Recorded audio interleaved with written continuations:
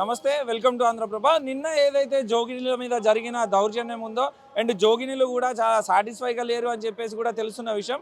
జోగినీలందరూ కూడా చాలా ఆవేదన వ్యక్తం చేస్తూ మా బోనాలను కానీ మా ఒడిబియ్యాన్ని కానీ మేము తెచ్చే భక్తి శ్రద్ధలతో తెచ్చే అవన్నీ కూడా అమ్మవారికి సమర్పించలేకపోయినాం. ఈ ప్రభుత్వం వైఫల్యం చెందింది అరేంజ్మెంట్స్లో విషయంలో.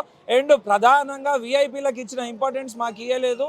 అమ్మవారికి భక్తి శ్రద్ధలతో మేము బోనాలు తీసుకొస్తాము. భక్తులందరూ కూడా బాగుండాలి, తెలంగాణ బాగుండాలి, వచ్చిపోయే గవర్నమెంట్లు అన్నీ కూడా బాగుండాలి అని చెప్పేసి ఆలోచించే వాళ్ళలో ముందుండే వాళ్ళం మేము, ముందు వరుసలో ఉండే వాళ్ళం మేము. అట్లాంటి మాకు కరెక్ట్ అయిన అరేంజ్మెంట్ చేయలేదు అండ్ మమ్మల్ని గుర్తించలేదు. మాతో చాలా మీటింగులు పెట్టారు, మాకు ఇట్లాంటి అరేంజ్మెంట్స్ చేస్తాం, అట్లాంటి అరేంజ్మెంట్స్ చేస్తామని చెప్పినారు.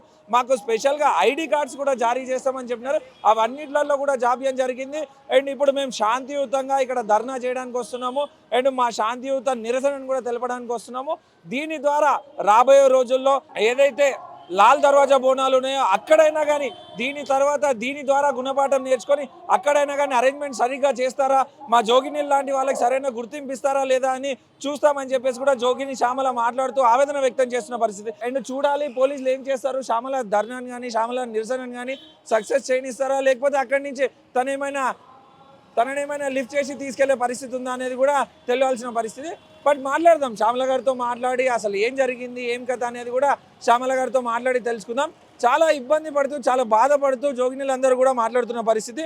అండ్ మాట్లాడించే ప్రయత్నం చేద్దాం. ఒకసారి శ్యామల గారితో మాట్లాడి ప్రాబ్లమ్స్ ఏంటి, ఏం జరిగింది, ఏం కథ అనేది కూడా శ్యామల గారితో మాట్లాడి వాళ్ళు దెబ్బలు తాకినాయి కూడా, నిన్న కింద పడిపోతే ఆ దెబ్బలు తాకినాయి కూడా చూపిస్తున్న పరిస్థితి. అండ్ మాట్లాడిద్దాం వాళ్ళతో. దెబ్బలు తాకిన పరిస్థితి కూడా ఉంది జోగినీలకి, దెబ్బలు కూడా చూపిస్తూ వాళ్ళ ఆవేదన వ్యక్తం చేస్తున్న పరిస్థితి. మాట్లాడిద్దాం ఒకసారి. అమ్మ నమస్తే. నమస్కారం అండి. తెలంగాణలో బోనాల పండుగ అంటే ఒక కల్చర్ మనది.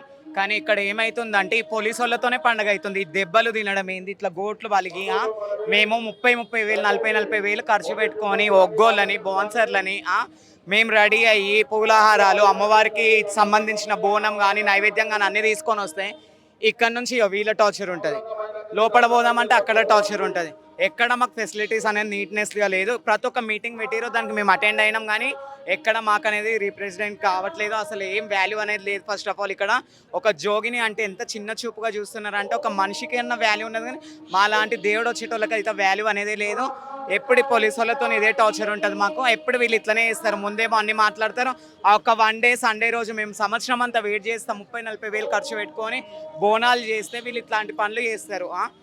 బోనం పడిపోయింది, నిన్న అన్ని పడిపోయినాయి. ఎంతమంది బాధపడుతున్నారు. ఎవరైనా ఒక మీడియాలో అన్నా కానీ ఒక ఇన్ఫ్లుయెన్సర్ కానీ ఏమైనా చెప్తున్నారా బోనాల కోసం మంచిగా అయింది లస్కర్ బోనాలని? ఎవరు చెప్పట్లేదు. మీకు దెబ్బలు కూడా తాకడం జరిగింది, ఏం జరిగింది? ఇక్కడ మొత్తం తొక్కుల ఖాళీ. గుడి ముంగటి నుంచి గుడి లోపల పోవడానికి గంట సేపు టైం పట్టింది నాకు. అసలుకి అరేంజ్మెంట్ చేయలేదు అసలు ఎలాంటి అరేంజ్మెంట్స్. ఫస్ట్ ఏమన్నారు అరేంజ్మెంట్ చేస్తాము అట్లా ఇట్లా అని చెప్పినారు కానీ ఎలాంటి అరేంజ్మెంట్స్ లేవు అసలుకి. ప్రతి ఒక్కరికి అదే లైన్, ప్రతి ఒక్కరికి అదే లైన్.